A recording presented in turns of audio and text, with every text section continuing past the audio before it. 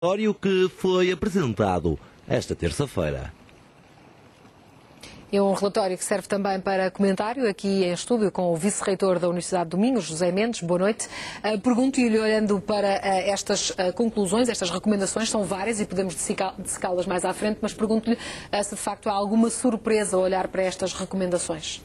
Não há nenhuma grande surpresa. Na verdade, este estudo elaborado pela Associação Europeia das Universidades, a pedido do Conselho de Reitores das Universidades Portuguesas, tem dois méritos. O primeiro é que sistematiza um conjunto de questões que são conhecidas dos agentes do ensino superior e o segundo é que é uma visão de fora para dentro. Portanto, é importante que, por vezes, conclusões a que chegamos internamente sejam reconhecidas por alguém que tem experiência de fazer benchmarking entre sistemas de ensino superior na Europa e, portanto, essa virtude parece-me que é importante aqui. O que acontece é que, não havendo nenhuma questão disruptiva ou nenhuma proposta disruptiva verdadeiramente, este estudo toca em alguns aspectos que são muito sensíveis para o futuro do ensino superior. E, ao contrário daquilo que se pensa, o estudo não foca demasiado na questão do financiamento, foca muito mais nas questões estruturais que têm a ver com a reorganização, têm a ver com a distribuição da rede, etc.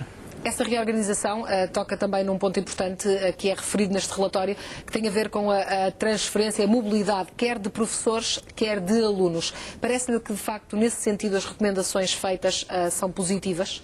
São positivas. Curiosamente, este relatório faz uma espécie de chamada à regionalização. Na verdade, no relatório, o termo que é utilizado é justamente regionalização, ou seja, entende que há uma sobrelotação de algumas instituições de ensino superior que estão localizadas no litoral e, portanto, propõe que exista esta permeabilidade, quer do litoral para o interior, quer entre os dois subsistemas. Mas alerta para o seguinte, é preciso clarificar o nosso sistema binário, ou seja, aquilo que é algo que está muito mal esclarecido em Portugal é qual é a missão do sistema universitário, do subsistema universitário e qual é a missão do subsistema politécnico. Depois dessa clarificação é possível e desejável e bastante saudável criar mecanismos de permeabilidade. Há uma sobreposição indesejável? Há uma sobreposição, embora no papel, enfim, os dois grupos de instituições tenham naturalmente missões diferentes, a verdade é que durante quase 2 décadas os institutos politécnicos procuraram ser muito semelhantes às universidades. Isto criou de alguma forma, se estão, digamos, no mesmo mercado, se quiser, da oferta, acaba por criar escolas de primeira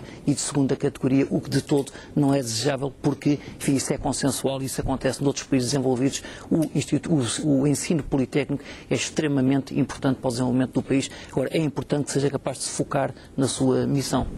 Olhando para aquilo que tem acontecido no ensino superior, há um fenómeno que se tem verificado e tendencialmente assistimos a uma diminuição do número de alunos no ensino superior.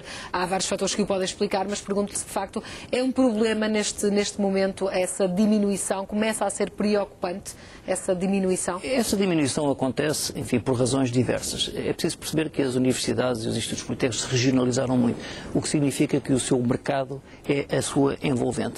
Ora bem, como nós temos um sistema muito rígido, quer de números cláusicos, que aliás foi focado na vossa peça, quer do tipo de oferta, ou seja, uma universidade não pode criar os cursos que entende, tem normalmente um pacote de vagas em cada ano e para criar um curso provavelmente terá que desistir de outros cursos, o que significa que o sistema é bastante rígido e num sistema rígido, quando há variações de mercado, por exemplo, este ano aconteceu algo na área da engenharia civil, por exemplo, sabe-se que o setor da construção está em crise e houve um abaixamento substancial da procura para cursos de engenharia civil. O que acontece é que há um conjunto de estudantes que querem aceder ao ensino superior, mas que não foram para esse curso por razões de mercado, mas também não encontraram outro tipo de oferta. É por isso que o estudo propõe uma maior autonomia das instituições de ensino superior, propõe que se acabe com o sistema de números clausos, tal como ele existe atualmente, de tal forma para que as instituições possam adaptar a sua oferta à procura, porque não há dúvida nenhuma. E já se percebe para onde é que pode ir o caminho, acabando com esta situação dos números clausos? Vai-se percebendo, repare que não há dúvida nenhuma de que a procura, ou digamos, o attendance, ou seja, a percentagem da população jovem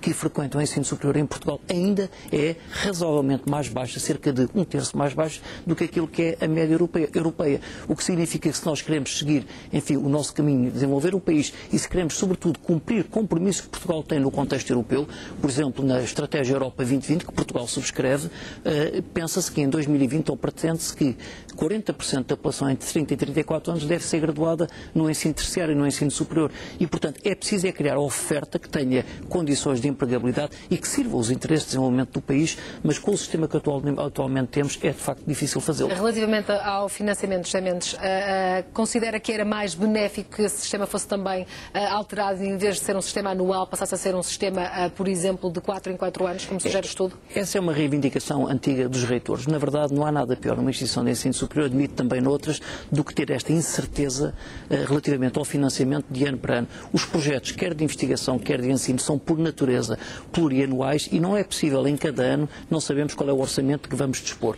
E, portanto, uma das reivindicações mais antigas, que aliás está expressa numa recomendação deste estudo, é que o financiamento tenha regras mais claras, aquilo que não acontece atualmente, que é bastante casuístico, enfim, numa determinada parte, mas também que possa ser plurianual, ou seja, que possa ser para períodos de 4 anos tipicamente. Além disso, este estudo propõe também que o financiamento possa ser separado para universidades e para institutos politécnicos, o que parece-me que, sendo instituições com missões e com naturezas diversas, é assim que está escrito e é isso que se pretende, parece-me que os racionais de financiamento devem ser diferentes e, portanto, eu vejo também com muitos bons olhos esta proposta.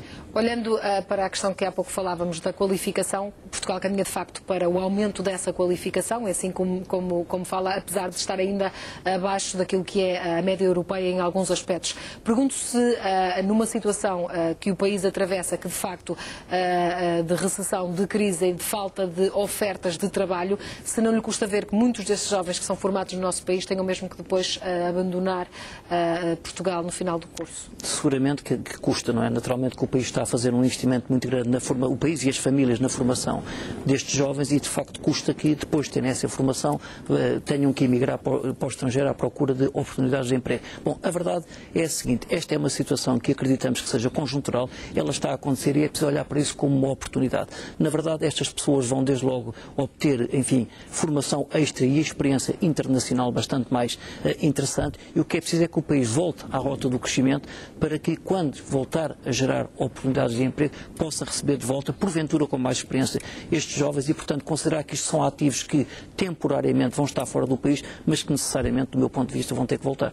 José Mendes, agradeço estar connosco essa visão também otimista para este jornal. Muito obrigada. Muito obrigado. Obrigada.